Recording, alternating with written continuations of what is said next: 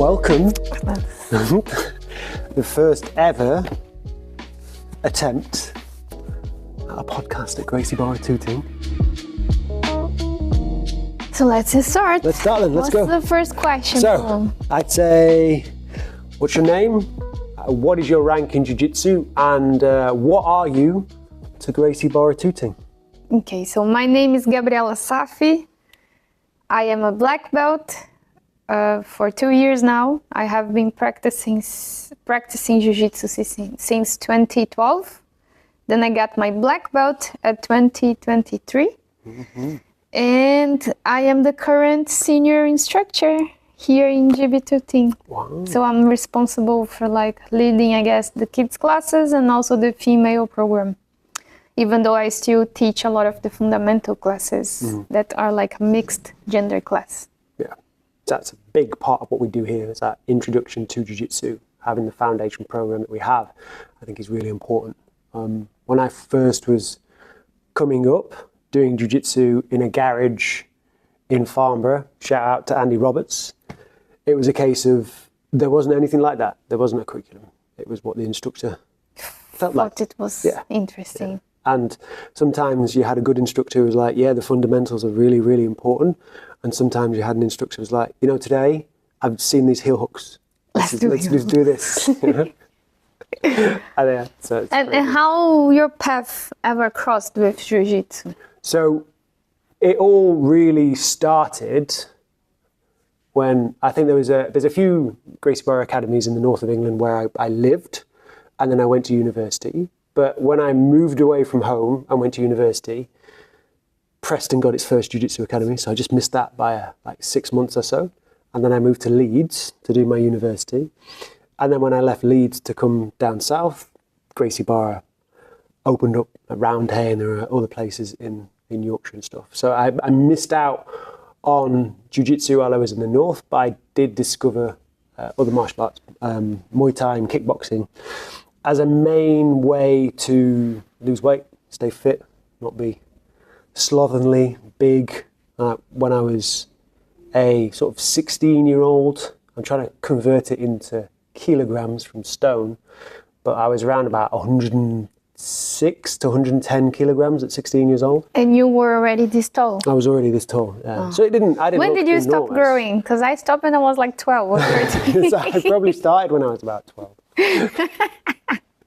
It was a 6'2". Sometimes I'm taller, sometimes I'm shorter. It depends. It depends, but yeah, so 16. That martial art became a way of trying to just manage weight and mental health at that age. And nowadays, how many kilos do you have? Now I'm I fluctuate about 82 to 85. So it's a huge difference in terms of 3 lifetimes ago when I was that sort of kid. It wasn't all down to martial arts, getting that weight off, but I only really sort of discovered it after university. So when I was about 20 to 21 years old, that's when I started to do that. But then I got a job with my girlfriend, who is now my wife. We lived in Leeds. And then we had this thing about 2008 called the credit crunch, where there's subprime market and mortgage industry issues. And basically it wiped out all the finance for lots of big construction projects, which is what I was doing. I'm a chartered quantity surveyor by background. And I had the opportunity or the choice of either unemployment or moving all the way down to the south of England and taking this job. So I would live away from home. And I recognized that if I didn't carry on training something, that I would end up like everybody else on site, sort of a stereotypical builder, drinking in the evening, sleeping lots, not doing anything with your evening, and then just looking forward to the weekend when you can go home, drive all the way. So I found a place that did kickboxing and also this thing called Jiu-Jitsu. Now at the time, I signed up for a kickboxing club and I got this thing called Jiu-Jitsu for free. And I was like, I know, what a sales strategy. Wow. I later found out clearly I was paying for a Jiu-Jitsu membership and I got kickboxing Muay Thai for free. So I did that, and I was a big, strong kickboxer. And I did that, and I did jiu-jitsu, and it was very much strength wins. And I always found it be like, I do a bit of jiu-jitsu, dominate people, but the real tough people did Muay Thai. And then there was a young... so like jiu-jitsu was like for soft people, exactly, kind of thing. Exactly. If you had a lot of strength, jiu-jitsu was easy. Didn't matter. Man, compare it, like extremely different from Brazil. Yeah. Well, I changed my mind when somebody not dissimilar to your size, he was a white belt and I was a white belt, and he must have 3 stripes and maybe, I don't even know how, 1, anything like that. And he just absolutely dominated me. And you have, I recognize now as an instructor, you have those people where if that happens to them and they're really quite big and strong, they go 2 ways. They either immerse themselves in it because they want to understand how that's happened. They're logical, they're systematic, and they want to deconstruct it to find out how it can work for them. Or the other people that they have their ego hit and they then are like, I don't want anything to do with this. And they tell themselves the stories, they leave that, lucky for him, he had a good day, but I'm still tough. So I was on that, I need to understand how this has happened. And that's it, I just threw myself into it. I did Muay Thai just for fitness, didn't really care too much about it. And Jiu-Jitsu I just did as often as I could. Yeah. And that's very interesting you say that, because in Brazil it's just different. So you have a lot of people who are like tough and all, like strong. But it just feels like between the male gaze, the male community that practices Jiu-Jitsu the most in Brazil, it seems like for them, practicing Jiu-Jitsu is just another layer of you being tough. Okay. It's not something that you can get away with, If you are tough, you are supposed to practice Jiu-Jitsu, you're supposed to be very good at it and be tough and all of that. So it's just interesting, to be tough in Brazil is like you're gonna either practice capoeira or jiu-jitsu or both of them. So because jiu-jitsu is very big in Brazil, all the other martial arts like Krav Maga, karate, judo, all these other ones, they are like under jiu-jitsu. I see. In the sense that they don't have the same taekwondo, boxing, all of these other ones, we don't have a very, very strong culture. Maybe judo. Judo is also a strong culture. Okay. But jiu-jitsu is disseminated all over the country, differently from the other martial arts. And also capoeira is disseminated everywhere. So I wanted to know and understand is how that happens. Because here we have a school system. And when you go to school and you do physical education, you can do a couple of things. There may be, for example, Ernest Bevan up the road, they've got a dojo, so they do lots of judo. So that's how people get exposed to doing judo at school. From where I came from, you didn't really do that. It was sort of, you did sport in terms of football or rugby or cricket because you had the facilities to do it. In Brazil, do you have those facilities that sort of open up jiu-jitsu from sort of quite an early age? We have the facilities, but we are not being exposed to jiu-jitsu. Okay. So nowadays, I think you're going to find the option of studying jiu-jitsu during school, high school or whatever, if you go to a more fancy school, because I know that some of them do that, the private ones. Okay. So in Brazil, we have the public system education, where anyone can be part of, and then you have private schools. But when we think about private education in Brazil, you have a big range of very expensive and ones that are a little bit cheaper, that are much more cheaper, but still there is a cost. So education in Brazil, it's very diversified in terms of what extracurricular stuff you can get. But I remember when I was a kid and, growing up in school. So every school is going to have a court, and depending on the school, the structure, you're going to have more things that you can play on this court. So I remember being exposed to football, soccer, but not on the grass. On the court. Oh, right. We call that futsal in Portuguese. Basketball, handball, and volleyball. So these 4 activities. And so jiu-jitsu was not really available. And those sports you just outlined and mentioned, in the Olympics, is Brazil quite well known for? I think on volleyball. We had a couple of years ago a very important female team on the basketball as well. Futsal, the soccer in the court. I don't think it's Olympic sport, so we don't have it.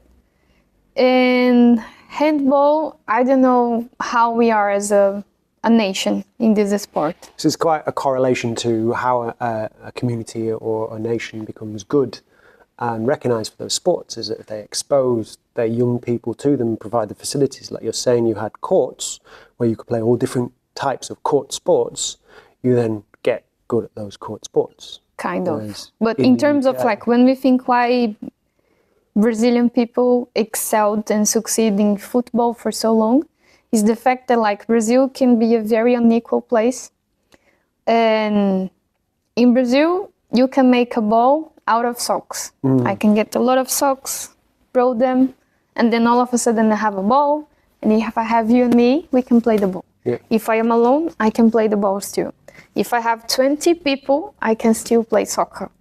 And we are gonna do goals like if I put one rock here, another rock here, then we can have a court. Yeah, we had that saying in Britain, jumpers for goalposts. Kind of. So I feel like in Brazil, the soccer got this big and it was very ingrained in our culture because structurally speaking, you can do a court, a soccer court and a soccer ball, basically with a lot of different materials. So Brazilians can be very creative in that sense. Now, when we think about Jiu-Jitsu, Jiu-Jitsu has a different timeline of becoming widespread all over the country. And it's a lot related to its presence on the public schools or like the schools in general.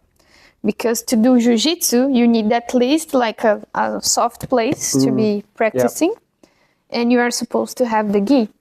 So you do need some structure that is not that easily available. So one of the difference between Brazilian Jiu-Jitsu, like in Brazil, and when it starts being spread elsewhere, is the Brazilians, when they leave Brazil, and most of the people who are leaving Brazil, like they are not in the best financial situation. So things in Brazil can be very difficult. So like if you have, and it's not just in Brazil, if you have a good life in your country with access to like good quality of life, you know, good health conditions, good like educational system, you know, all these other things, you will hardly want to leave your country. True. You know, if you're very, very rich, if you have a lot of money that can provide you with a good quality of life, it doesn't matter where you live. You will be able to have good conditions because of the money. So in Brazil, a lot of people who are migrating to try and open gyms elsewhere, a lot of them came from poverty, or some of them did not necessarily came from poverty, but they also had this mindset of like, I will try my luck elsewhere. So when these guys, they leave Brazil and they are use it to having a lack of structure and struggling to do a lot of things because everything is expensive and they could not afford it. When they get to the US, then all of a sudden they are putting into place all these very pretty gyms, you know, fancy gyms. So there is a massive difference in the structure that is available outside of Brazil compared to what we do have in Brazil. So when I started practicing, it was like a tiny room, didn't have a good ventilation, so it smelled terribly awful, full of the sweat of all these strange men, like much bigger than I. And then we had tatami, a dojo, that every day before the practice, we would have to stick the plates like together. Jigsaw mats. Yeah, jigsaw mats. And then every now and then we would all organize ourselves during a weekend to go and wash it together. So I really like these aspects of like community side of it. That's like definitely the community aspect of it and like being part of a group. It starts even before the class when you need to put the tatami on place. And after the class is over, we all need to undo that together and organize in a single space. So there is a major difference between those two things. You know, like you having a good structure and making your gym looks like nice compared to the Brazilian context. So right now you have in Rio de Janeiro, the state of Rio de Janeiro, they are trying to make Jiu-Jitsu a mandatory class of physical education at schools. Okay. So in Brazil, Jiu-Jitsu has a very ingrained connection to Rio de Janeiro. Because when the Gracie family, they were in the north of Brazil. When they migrated to the Rio de Janeiro, that was like the first region of the whole country that kind of received Jiu-Jitsu, and then it started spreading from there. So because there is like a big culture of Jiu-Jitsu there, like centenary culture of Jiu-Jitsu, they have like more connections with politicians, and they are trying to put that into place. The other thing that I think is like has spread the other martial art that we have, the Brazilian martial art, which is capoeira. Capoeira, you don't need the same structure. If you have a professor, someone that teaches, and people who wants to learn, you can do capoeira on the rough floor, you can do capoeira on the grass, you can do capoeira anywhere, you know? And this person, he's gonna teach you, they're gonna teach you the movements, and they might have a berimbau, which is the instrument, or atabaque, which are the drums, and they will be able to teach. So I think that the special thing about all these collective sports, collective/individual, is the fact that if you have one person that has the knowledge and you don't need a lot of structure to make that activity happen, the class is going to happen if they have one student or 30 students, really. So capoeira, because it's also related to our Afro-Brazilian culture, ancestry, indigenous ancestry, there is a law in Brazil that makes mandatory for the schools to have Afro-Brazilian knowledge on the curriculum. Okay. So capoeira usually is part of that curriculum and is aligned with physical education. So a lot of schools, public schools, or not just public schools, but a lot of schools, they also have capoeira professors. So how did you come then, if you train in that small, sweaty room, how did you come to find Jiu-Jitsu? What opened the doors for you? If you really ask, why did you start Jiu-Jitsu? Jiu-Jitsu, for me, I didn't have no one close to me that practiced Jiu-Jitsu. Like really, none of my cousins, no uncles, like no one that I knew that was close to me practiced Jiu-Jitsu. The reference that I have of Jiu-Jitsu was like a very stereotypical thing. Because in Brazil, during the 90s, the beginning of the 2000s, you had Jiu-Jitsu practitioners, like the environment of Jiu-Jitsu was just very competitive, very toxic, and very violent. So you would have these guys who would practice Jiu-Jitsu, then during the weekend they would go out to party hard and they would beat people on the party. So I remember growing up and seeing on the news a lot of like, another Jiu-Jitsu fighter gets into a confusion, 3 people are dead, or whatever. Maybe that part is just exaggerating, but we grew up, like I grew up seeing some news about how there were always confusion on parties, men getting into fights, and normally Jiu-Jitsu practitioners were involved. So there was a part in Brazilian Jiu-Jitsu that the culture was all about like a big competition between different gyms, and these guys wanting to eliminate each other, you know, to submit each other, but not just on the dojo. Yeah. And there are old videos that like you'd see some of the Gracies, they would meet in a farm, and then they would be fighting against each other on the rough floor, and the slaps were allowed, and they could only like leave the whole thing if someone tapped, and then, you know. So that was the reference that I have. I didn't have no friends practicing, no one that I knew close to me like practice Jiu-Jitsu. And at that time I was like 18, 19, and I was working out with a personal trainer. And sometimes we would do the warm-up as a way, like we would do warm-up, but we would do some boxing movementations because he really enjoyed boxing. And then I liked it, and I always wanted to learn how to fight, and I always thought the box was like aesthetically pleasing, like aesthetically, visually, like pretty. So I wanted to learn that, and then we would do these warm-ups. And then he said, if you want to learn something, why don't you learn something that is going to teach you how to use your hips properly? Because good fighters, they have good hip movement and hip mobility. Now I understand why he was saying that. But at the time I was like, man, how come if I need to be good at moving my hips to be throwing good punches? Got fists. Yeah, like, and then he said, I think you should start, why are you gonna do box? Why don't you start doing something like karate or judo or jiu-jitsu? Where do you live? And then I told where I lived at the time. It's like, I have a colleague from my university. His name is Eduardo Lustosa, but he called him like Dudu. So Dudu, he has a gym, a jiu-jitsu gym. He just opened in your neighborhood. Why don't you go and check? And then I Googled and I was like, 300 meters from my house. So I went for a tryout, and then my dad came with me. So we got into this room. It was crowded with men. Okay.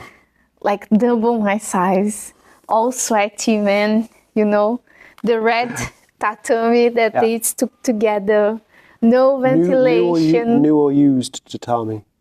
Was it new? Used, maybe 10 years old, I don't know. Old school image of it. It's brilliant. Old, smelly. And then my dad and I, we sit on the stuff, because they improvise the bench for us. Okay. So do you know those steps that you use? Like they're made out of steps that you use for working out. Oh yeah, yep. So they got some and put to the side so we can sit on the steps. So there I am with my dad looking at them. And as soon as we got inside the room, when that smells like impregnated our noses, I just wanted to throw up, honestly. I saw like, and trying to hold myself, super embarrassed. And then we were watching, so the warm-up was already going on.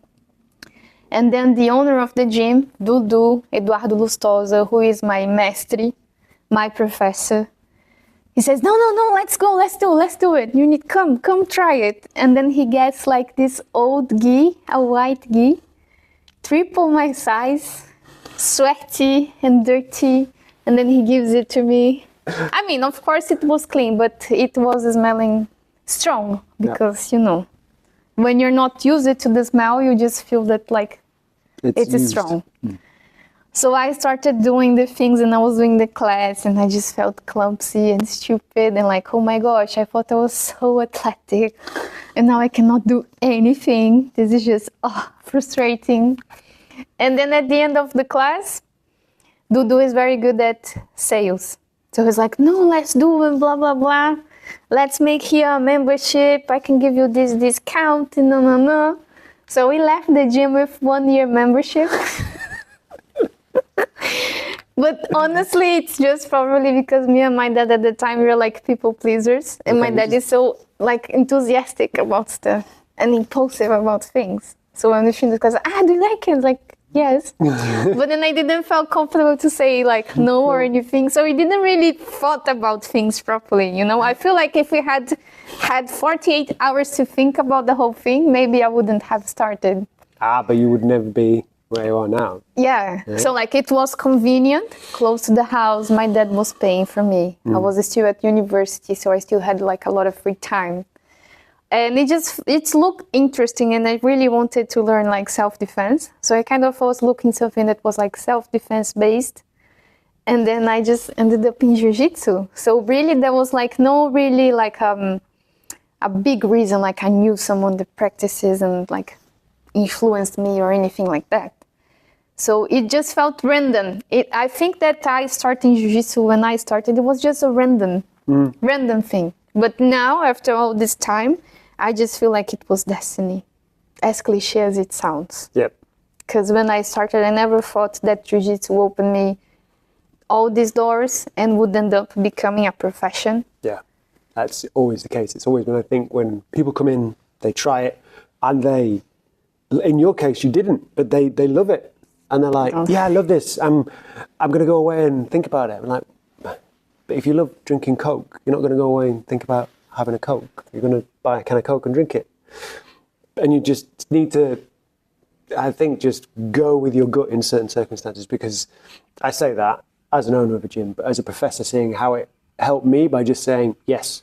Because without jiu-jitsu, I can't even imagine where I would be. I definitely would not be as happy as I am, and as grounded as I am with my life, and as in control of my health and well-being as I am. And that's all thanks to jiu-jitsu. And being able to do this and to show it and to give it to as many people as I can shows them that there is something else they can do to improve their lives, change their lives, make themselves a better version of themselves. That's the whole reason. It's the whole reason behind it. Jiu-jitsu is deep. It is deep. You just can't. It's addictive. It's deep. You can't get enough of it. Yeah, I feel the same. I feel like if it wasn't for jiu-jitsu, I would have kept this very like more closed person.